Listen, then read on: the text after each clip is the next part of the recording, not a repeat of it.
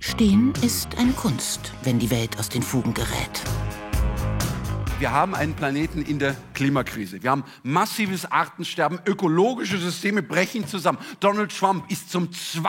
Mal Präsident der Vereinigten Staaten. Die Union hält sich mit Alexander Dobrindt, Linnemann und Jens Spahn tatsächlich für regierungsfähig. Wer braucht denn da tatsächlich ernsthaft noch eine Kunstform, die sagt, ich arbeite mit Übertreibung? Projekt Equilibrium nennt Klaus von Wagner sein neues Projekt. Gleichgewicht, Gerechtigkeit. Der Mann hat Humor. Stell dich mal vor, Stand-up-Comedy über Vermögensteuer. Das ist so ein bisschen wie, als würdest du in einer wilden Knutscherei sagen, hast du dich schon um die Patientenverfügung gekümmert? Da ging es schon damals um Erbschaftssteuer, eine Erbschaftssteuerreform in der Anstalt. Und da hieß es dann in der Kritik, das wäre Gewerkschafterkabarett. Und eine Auszeichnung. Ist so etwas wie Gleichgewicht in dieser Welt überhaupt möglich? Klaus von Wagner hofft weiter und hat bis dahin was Lustiges mitgebracht. Fakten und Akten. Wir haben in Deutschland, meine Damen und Herren, eine Wegzugsbesteuerung, eine Entstrickungsbesteuerung, eine Besteuerung der Funktionsverlagerung und eine Hinzurechnungsbesteuerung. Ich wiederhole. Wegzugsbesteuerung, Entstrickungsbesteuerung, Besteuerung der Funktionsverlagerung und eine Hinzurechnungsbesteuerung. Und jetzt alle! Ich bin ja nun selber privilegiert. Also Mann, geboren in Bayern auch noch, als Sohn eines Rechtsanwalts und habe auch noch vorne im Namen. Ne? Also, und trotzdem spüre ich irgendwie diese Ungerechtigkeit und hätte so Bock drauf, so eine Gesellschaft irgendwie gerechter zu gestalten. Firmen, wenn die vererbt werden, im Wert von über 26 Millionen Euro, dann muss das Finanzamt eine sogenannte Verschonungsbedarfsprüfung machen. Eine Verschonungsbedarfsprüfung, ich erkläre Ihnen das kurz, das ist, die prüfen Reiche, ob sie Bedarf verspüren, verschont zu werden. Und überraschenderweise verspüren die immer Bedarf. Bitte kein übertriebenes Mitleid. Klaus von Wagner ist kein Opfer, aber Außenseiter das schon. Als Kind evangelisch in Miesbach, als Jugendlicher böse Briefe an Beckstein. Auf dem Land kann man sich richtig schön einsam fühlen. Das war aber auch beim Dialekt so. Also ich kann schon, wenn ich wollt, das bayerisch zuschalten, aber das galt immer als Wagner lass bleiben, weil meine Eltern aus dem hohen Norden haben sich zwar in Miesbach kennengelernt, aber das ist gut nix. Und in München geboren, gut nix. Und da habe ich schon gemerkt, ich gehöre nicht ganz dazu.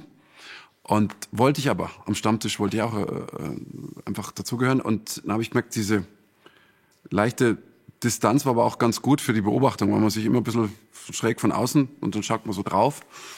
Und die ersten Nummern waren auch aus diesem Gefühl von nicht dazugehören. Noch viel besser, wir verbieten SUVs.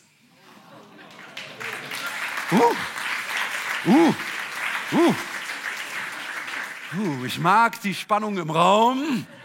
Ich weiß, die sind nicht die Hauptverursacher der Klimakrise. Aber wenn bei mir in der Straße ein BMW X7 parkt und es parken normal große Autos dahinter, dann sieht der X7 aus, als hätte er Junge bekommen.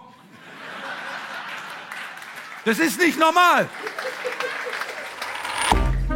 Ungleichheit, sagt er, werde als ödes Thema empfunden, als ästhetische Störung. Dabei wäre Verteilungsgerechtigkeit eines der dringlichsten Themen. Also bringt er Menschen zum Lachen und wirft dann bittere Pillen in offene Münder. Ich habe mit 12 Jahren, glaube ich, so angefangen, Kabarett zu entdecken. Schuld sind meine Eltern.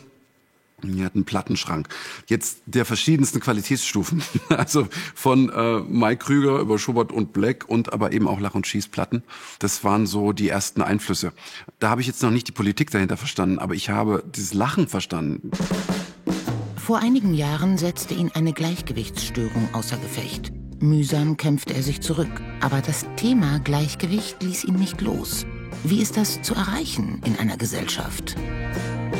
Ich habe eigentlich ganz viel Hoffnung. Und gerade dadurch, dass ich diese Themen eben nehme und ganz genau anschaue, verlieren sie ein bisschen den Schrecken, weil sie plötzlich nicht mehr so wirken, als könnte man dagegen nichts machen, als wären es Naturgesetze. Sondern man kann ein Rentensystem verändern mit politischen Entscheidungen.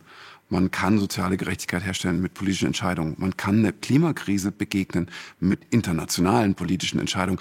Das ist alles möglich. Ich stelle es mir manchmal lustig vor, nicht, dass Gott nicht, auf die Erde kommt nochmal zu uns. Gott schaut uns an und sagt, und wie läuft's im Kampf gegen Artensterben und Klimakrise? Und wir würden sagen, hi Gott, du, du erwischst uns gerade, wir machen gerade, nicht demokratisch gesehen, also wir machen gerade Pause. Pause von was? Euch ist schon klar, dass ihr gerade dabei seid, eure Lebensgrundlage zu zerstören. Ja, das ist uns klar. Also Wissen ist nicht das Problem. Aha, und seit wann nimmst du wieder echte Milch in den Cappuccino? Scherz. Der Mensch als verantwortungsvolles Wesen. Noch ist das eine seiner lustigsten Pointen.